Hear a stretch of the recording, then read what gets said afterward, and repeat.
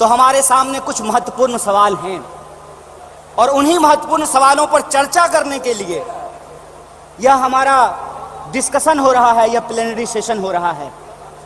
और यहाँ मैं आपके बीच मौजूद हूँ हमारे देश के इकोनॉमिक, आर्थिक और राजनीतिक रेजोल्यूशन क्या होना चाहिए उसके संबंध में कुछ बातें रखने के लिए। सबसे पहली बात तो हमको यह समझना चाहिए, देश की अर्थव्यवस्था देश के लोगों को नजरअंदाज करके नहीं चल सकती है। कोई भी ऐसी आर्थिक नीति जिसमें देश के लोगों को नजरअंदाज किया गया है, वो आर्थिक नीति देश की आर्थिक नीति नहीं हो सकती है।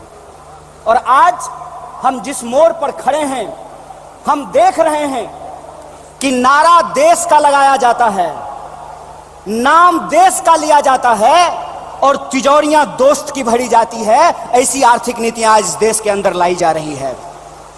मेरा एक सीधा सवाल है इस देश के हुक्मरानों से, कांग्रेस पार्टी का एक आम कार्यकर्ता होने के चलते, कि ऐसी कौन सी ऐसी नीति है कि देश गरीब हो रहा है। हमारा आर्थिक आंकड़ा हमको बताता है कि देश में सबसे ज्यादा बेरोजगारी है आज के वक्त में। कोई ऐसा सेक्टर नहीं है जहां बेरोजगारी सर चढ़ करके बोल नहीं रही है। आप तमाम सर्वे उठा करके देख लीजिए, लगातार अमीर और गरीब की खाई बढ़ती जा रही है। इस देश के संसाधनों पर मुट्ठी भर लोगों का कब्जा होता जा रहा है। वैसी परिस्थिति में जो देश की संकल्पना है, जिसको महात्मा गांधी ने देखा है, जिसको मौलाना अबुल कलाम आजाद ने देखा है, जिसको सुभाष चंद्र बोस ने देखा है, जिसको श्रीमती इंदिरा गांधी ने देखा, जिसको स्वर्गीय राजीव गांधी ने देखा, जिसको इस देश की संविधान ने इस रूप में वर्णित किया है कि देश देश के लोगों से बनता है। जब देश देश के लोगों से बनता है तो आप मुझे बताइए कि देश कैसे गरीब हो रहा है और देश के दो चार पूंजीपति कैसे अमीर हो रहे हैं। यह कौन सी ऐसी जादू की छड़ी है जो मौजूदा सरकार चला रही है। आप मुझे बताइए कि आम लोगों की आमदनी घटती जा रही है और देश के एक दो पूंजीपति दुनिया के अमीरों की सूची में जाकर के शुमार हो जाते हैं। मैं यहां यह बात स्पष्ट कर देना चाहता हूं, हमारी पार्टी अमीरों के खिलाफ नहीं है, हमारी पार्टी पूंजीपतियों के खिलाफ नहीं है, हमारी पार्टी उद्योग धंधों के खिलाफ नहीं है, हमारी पार्टी उद्योगपतियों के खिलाफ नहीं है।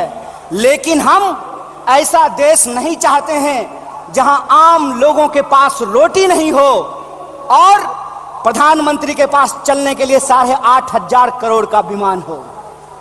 हम ऐसा देश नहीं चाहते हैं कि इस देश के आम लोगों के हाथ में शिक्षा नहीं हो, कलम नहीं हो, स्लेट नहीं हो, कंप्यूटर नहीं हो, मोबाइल नहीं हो और इस देश की जो सरकारी संपत्तियां हैं, बीएसएनएल के बारे में क्या कहा गया? बीएसएनएल के बारे में कहा गया बीएसएनएल का मतलब होता है भाई साहब नहीं लगेगा। अरे भाई साहब नहीं लगेगा तो आप मुझे बताइए कि जियो धन धनाधन कैसे करेगा? यह सवाल आज इस देश के सामने खड़ा है। सरकार क्या करेगी?